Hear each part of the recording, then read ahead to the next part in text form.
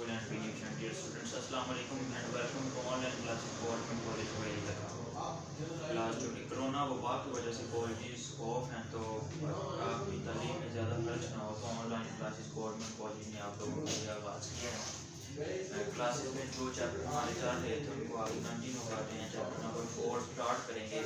Chapter number 4 इसका जो हमारे पास टाइटल है, इसका जो नेम है वो हमारे पास वर्क एंड एनर्जी। इसमें हम देखेंगे कि वर्क क्या होता है, वर्क फिजिक्स में किस तरह कंसीडर किया जाता है, डेली लाइफ में इसको हम किस तरह कंसीडर करते हैं। फिर उसके बाद देखेंगे कि एनर्जी क्या होती है, एनर्जी की टाइप्स क्या होती हैं, फिर इनको हम डील कैसे करते हैं। तो लेट हम स्टार्ट करते हैं यहाँ से। फर्स्ट ऑफ ऑल वर्क से कि डेली लाइफ की अगर हम बात करें तो वर्क जो हम लोग कंसीडर करते हैं हम मोस्टली दो चीज़ें देखते हैं। एक तो अपनी फिजिकल एफर्ट देखते हैं, दूसरा अपनी मेंटल एफर्ट को देखते हैं। फिजिकल एफर्ट से मुराद क्या, पुशअप कर रहे हैं तो पुशअप कर रहे हैं तो आपने लेट काफ़ी ज़्यादा सारे पुशअप किए हैं तो आपसे आपका कोई दोस्त पूछे आपने काम किया तो आप कहते हैं मैंने बहुत ज़्यादा काम किया, ठीक है। तो लेट आपको वेट भी होते हैं पसीने की वजह से, आपकी फोर्स जो है वो लग रही होती है। उसके बाद अगर आप मेंटल एफर्ट की बात करें तो आप एक चेयर पर बैठे हैं और आप जो है वो लगातार 5 से 6 घंटे पढ़ रहे हैं या कोई और बैठ के आप ऑफिस वर्क कर रहे हैं, ठीक है। तो आपसे कोई पूछे आपने काम किया तो आप कहते हैं मैंने बहुत ज़्यादा काम किया। मतलब कि डेली लाइफ में जो हम वर्क को कंसीडर करते हैं वो मोस्टली फिजिकल एफर्ट या फिर मेंटल एफर्ट की बात करते हैं। मीन अगर हम इन एफर्ट्स की बात करें, फिजिकल एफर्ट की बात करें तो हमारे पास हमारी फोर्स जो है वो मैक्सिमम होती है। फोर्स तो हम अपनी फोर्स का इस्तेमाल कर रहे होते हैं, लेकिन जहाँ पर जब हम डिस्प्लेसमेंट की बात करते हैं तो डिस्प्लेसमेंट हमारा नहीं होता। इस तरह जब मेंटल एफर्ट की हम बात करते हैं तो हम लोग बैठे एक चेयर पे फोर्स लगा रहे हैं, अपने माइंड को यूज तो कर रहे हैं, फोर्स हमारे पास अगेन मैक्सिमम है, लेकिन यहाँ पे फिर डिस्प्लेसमेंट हमारे पास क्या है, जीरो है। मतलब कि हमारे पास ऐसे केसेस हैं जहाँ पे फोर्स तो मैक्सिमम है हमारे पास लेकिन डिस्प्लेसमेंट ट्रैवल नहीं हो रहा होता, लेकिन हम इनको डेली लाइफ में वर्क कंसिडर करते हैं। अगर क्लास हम फिजिक्स की बात करें तो फिजिक्स इस केस को भी वर्क नहीं मानती, फिजिक्स इसको भी वर्क नहीं मानती। क्यों नहीं मानती, इसकी रीज़न फिर हम देखते हैं कि फिजिक्स में बेसिकली वर्क होता क्या है। तो फिजिक्स कहते हैं कि अगर आप लोग वर्क चाहते हैं, आप कहते हैं कि आपने काम किया है, आपने वर्क किया है, तो उसके लिए क्या कंडीशंस है, उसके लिए कंडीशन है कि आपकी फोर्स ये भी हो मैक्सिमम हो या जितनी भी हो फोर्स का होना जरूरी है, और उस फोर्स लगने के बाद जो डिस्प्लेसमेंट है वो भी आपके पास हो। मीन यहाँ पे फोर्स भी हो और डिस्प्लेसमेंट भी हो। लेट इसकी अगर मैं आपको एग्जांपल दूंगा, लेट हमारे पास ये बॉक्स है, ये बॉक्स यहाँ पे पड़ा है, हमने बाहर से इसके ऊपर फोर्स अप्लाई की, फोर्स अप्लाई करने के बाद ये ऑब्जेक्ट यहाँ से ए से जो है वो बी की तरफ चला गया, तो वक्त के हिसाब से फोर्स लगी और फोर्स लगने के बाद वक्त के हिसाब से इसने कुछ डिस्प्लेसमेंट भी ट्रैवल किया। मतलब कि वक्त के हिसाब से इसमें जो है डिस्प्लेसमेंट में भी चेंज आया। तो फिजिक्स कहती है फोर्स भी लगे और फोर्स लगने के साथ डिस्प्लेसमेंट भी ट्रैवल हो तो इस चीज़ को वर्क कहा जाता है फिजिक्स में। अब हम प्रीवियस केसेस की बात करें, फोर्स मैक्सिमम है, डिस्प्लेसमेंट जीरो है, इसलिए फिजिक्स इसको वर्क नहीं मानती। दूसरी बात हम बात करें मेंटल एफर्ट की, तो फोर्स तो है लेकिन डिस्प्लेसमेंट ना होने की वजह से ये भी हमारे पास जो है वो नहीं है।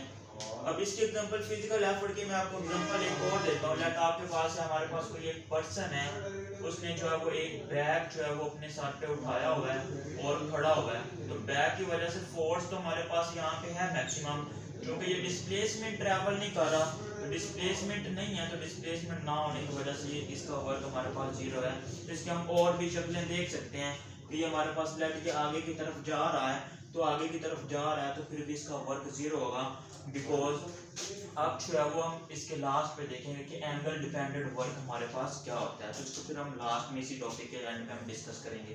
तो अगर हम वर्क की बात करें इधर फिजिक्स में, तो फिजिक्स कहते हैं जो वर्क है, वर्क हम W के साथ रिप्रेजेंट करते हैं। जो वर्क है बेसिकली वर्क हमारे पास है the dot product of force and displacement. जब आप एक स्केलर प्रोडक्ट लेते हैं फोर्स और डिस्प्लेसमेंट में, तो फिर आपके पास जो आंसर आते हैं वो हमारे पास क्या होता है, वो वर्क होता है। अब अगर हम इसमें बात करें मजीद इसके यूनिट की, तो यूनिट हमारे पास फोर्स का यूनिट क्या होता है, न्यूटन होता है, डिस्प्लेसमेंट का यूनिट क्या होता है, मीटर होता है, जिसका यूनिट हमारे पास क्या हो जाएगा, न्यूटन मीटर हो जाएगा, और न्यूटन मीटर को हम क्या बोलते हैं, जूल भी बोलते हैं। तो इसका जो यूनिट है वो हमारे पास क्या है, वो जूल है।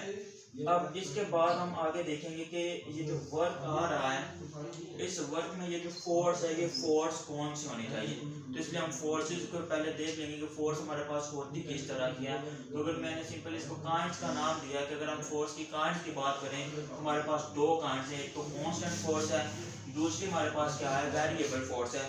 कांस्टेंट फोर्स को कैसे डिफाइन करेंगे, वेरिएबल फोर्स को कैसे डिफाइन करेंगे।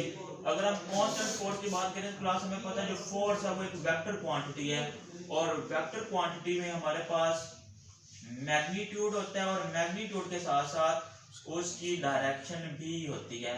इसका मतलब जब कभी हमने एक वेक्टर क्वांटिटी को डिफाइन करना है तो मैग्नीट्यूड के साथ साथ हमें डायरेक्शन की भी जरूरत है, उसकी डायरेक्शन भी होगी। तो कांस्टेंट फोर्स की कंडीशन क्या होती है, कांस्टेंट फोर्स की जो मैग्नीट्यूड होती है वो भी सेम रहती है, और इसकी जो डायरेक्शन है वो भी हमारे पास क्या रहती है, सेम रहती है। ऐसी फोर्स जिसकी डायरेक्शन भी सेम हो, एक जैसी हो, एक ही तरफ हो, और ऐसी फोर्स जिसकी मैग्नीट्यूड भी सेम हो, वो चेंज ना हो। लेट के वो 10 न्यूटन है तो वो हर पॉइंट पे 10 ही रहेगी। इसको हम नाम देते हैं कांस्टेंट का force, of force which remain constant in magnitude and direction as well. इसको हम नाम देते हैं कांस्टेंट फोर्स का। जबकि वेरिएबल फोर्स में क्या होगा, वेरिएबल फोर्स में या तो इसकी मैग्नीट्यूड में चेंज आ जाएगा, हो सकता है तब इसकी जो डायरेक्शन है वो डायरेक्शन हमारे पास इसकी जो है वो सेम रहे, वो चेंज ना हो, वो नॉट चेंज, ये नॉट चेंज में आ जाए। हो सकता है कि हमारे पास इसकी जो मैग्नीट्यूड है वो नॉट चेंज हो, वो नॉट चेंज में आ जाए, और इसकी जो हमारे पास डायरेक्शन है वो चेंज हो जाए, या फिर ये दोनों चेंज हो जाए, ये भी चेंज हो जाए, ये भी हमारे पास क्या हो जाए, चेंज हो जाए। तो ऐसी फोर्स जो या तो डायरेक्शन में चेंज हो उसमें, या फिर उसकी मैग्नीट्यूड में जो है वो चेंज आ जाए, या फिर दोनों में चेंज आ जाए, इसको हम नाम देते हैं वेरिएबल का variable force. A force which vary in magnitude और direction are both known as variable force. तो जब हम कांस्टेंट फोर्स के साथ बात करेंगे तो इसको हम नाम देते हैं work done by constant force. और जब इस तरह की फोर्स हमारे पास आ रही हो जो कि वेरी कर रही हो तो इसको हम नाम देते हैं work done by variable force. Class remember कि जो ये जो वर्क का फॉर्मूला है एफ डॉट डी, यहाँ पे जो फोर्स है ये कांस्टेंट है, मीन जो वर्क होता है वो कांस्टेंट फोर्स के साथ ही होता है।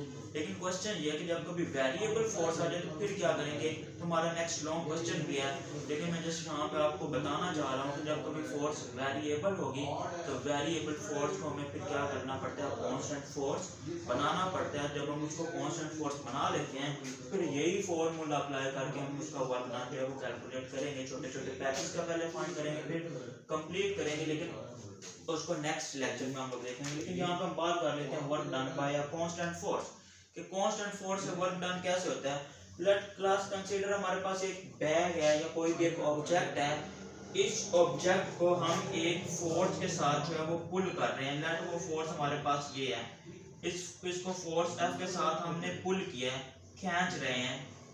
जब खींच रहे हैं तो फिर हम लोग देखते हैं कि ये बैग लेफ्ट यहाँ से मूव करके आगे की तरफ जाएगा। डेफिनेटली जब फोर्स हम इस पे अप्लाई करेंगे, जब हम देखेंगे तो इसका डिस्प्लेसमेंट तो हमारे पास ये है, तो हम देखते हैं कि इसका डिस्प्लेसमेंट लेट ये डी डिस्प्लेसमेंट हमारे पास इसका जो है वो इधर है एक्स एक्सिस के अकॉर्डिंग ऑब्जेक्ट की ए पोजीशन से डी की तरफ। और जब हमने देखा कि ये जो फोर्स हमने अप्लाई की हुई है ये फोर्स डिस्प्लेसमेंट के साथ कुछ एंगल हमारे पास जो है वो थीटा बना रही है। अब मतलब क्या हुआ कि एक बैग है, कोई भी आपके पास ऑब्जेक्ट है, कोई भी चीज हो सकती है, उसको आप एक कांस्टेंट फोर्स के साथ पुल कर रहे हैं। जब आप उसको पुल करते हैं, जब आप उसको खींचते हैं तो वो ऑब्जेक्ट, वो बॉडी, वो बैग ए पोजीशन से बी पोजीशन पे जाता है, ए पॉइंट से बी पॉइंट पे जाता है। जब वो ए से बी पे जाता है तो वो कुछ डिस्प्लेसमेंट ट्रेवल करता है।